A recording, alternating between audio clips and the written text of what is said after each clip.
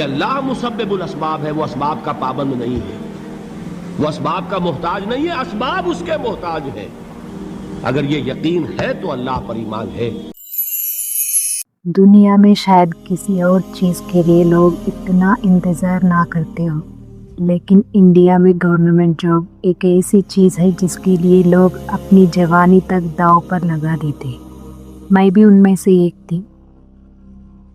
مجھے لگتا تھا بس محنت کرنی ہے، ایگزام دینا ہے اور ایک دن سلیکشن ہو جائے گا، لیکن مجھے بالکل اندازہ نہیں تھا کہ یہ سفر میرے 8 سال لے لے گا۔ السلام علیکم ایوری ون، امید کرتی ہوں آپ سب خیریت سے ہوں گے۔ آپ سب نے میری پچھلی ویڈیو میں یہ جان لیا ہوگا کہ میں کون ہوں اور کس مقصد کے ساتھ میں نے یہ چینل شروع کیا ہے، اور اگر آپ اس چینل پر نئے ہو تو میری پہلی ویڈیو ضرور دیکھنا۔ آج میں آپ کے ساتھ اپنی زندگی کا ایک ایسا حصہ شیئر کرنا چاہتی ہوں جو نا امیدی سے امید تک کا سفر رہا ہے۔ یہ کہانی شاید ان لوگوں کو موٹیویٹ کرے جو کبھی کبھی یہ سوچتے ہیں کہ ان کی دعاؤں کی قبولیت میں دیر ہو رہی ہے، یا پھر اللہ ان کی دعاؤں کو سن ہی نہیں رہے۔ تو چلیے آج میں آپ کو اپنی گریجویشن سے لے کر جاب پریپریشن تک کی جرنی شیئر کرتی ہوں۔ ایک ایسی کہانی جہاں بہت ساری امیدیں تھیں، بہت سارے پلانس تھے اور بہت ساری دعائیں بھی۔ میری گریجویشن کمپلیٹ ہوئی اور اس کے بعد میرے دل میں بھی گورنمنٹ جاب پانے کی خواہش پیدا ہوئی۔ سچ بتاؤں تو میں بھی یوٹیوب پر IAS اور IPS آفیسرز کی ویڈیوز دیکھ کر انسپائر ہو گئی تھی۔ مجھے لگتا تھا اگر مجھے بھی ایک گورنمنٹ جاب مل جائے تو میں بھی سوسائٹی اور اپنی قوم کے لیے کچھ کر پاؤں گی۔ لیکن اس وقت مجھے کمپٹیشن کیا ہوتا ہے، کٹ آف کیا ہوتا ہے اور کتنے لاکھ لوگ ایک ہی سیٹ کے لیے کمپیٹ کرتے ہیں، ان سب چیزوں کا بالکل بھی اندازہ نہیں تھا۔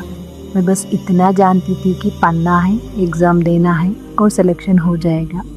لیکن میرا پہلا اٹیمپٹ ختم ہونے کے بعد میرے سامنے ریالٹی کھڑی تھی، اور اس ریالٹی نے مجھے بتا دیا تھا کہ یہ سفر اتنا آسان نہیں ہونے والا۔ لیکن الحمدللہ میں ہار ماننے والوں میں سے نہیں تھی۔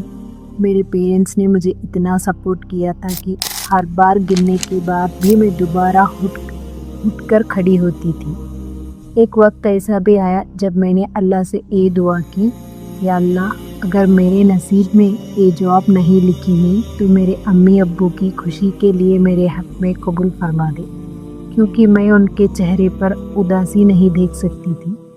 یہ دعائیں، یہ آنسو، یہ تہجد، مجھے لگتا تھا اب اللہ میری بات ضرور سن لیں گے۔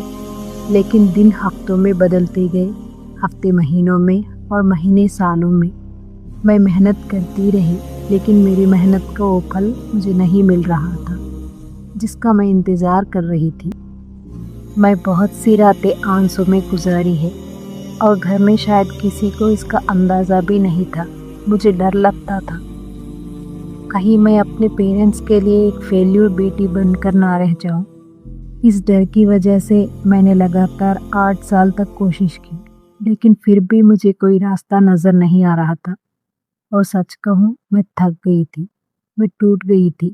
کبھی کبھی اللہ سے شکوے بھی کرتی تھی، کبھی غصے میں نماز چھوڑ دی، کبھی عبادت چھوڑ دی، کبھی لگتا تھا میری دعاؤں کا کوئی اثر ہی نہیں ہو رہا اور شاید میری زندگی اسی طرح گزر جائے گی۔ لیکن مجھے بالکل اندازہ نہیں تھا کہ اللہ میری زندگی میں ایک ایسا موڑ لانے والے تھے جس کے بارے میں میں نے کبھی سوچا بھی نہیں تھا۔ ایک ایسا راستہ جو گورنمنٹ جاب سے بالکل الگ تھا، ایک ایسا راستہ جس نے مجھے پھر سے امید دی، اور وہی میری زندگی کی نئی شروعات بنی۔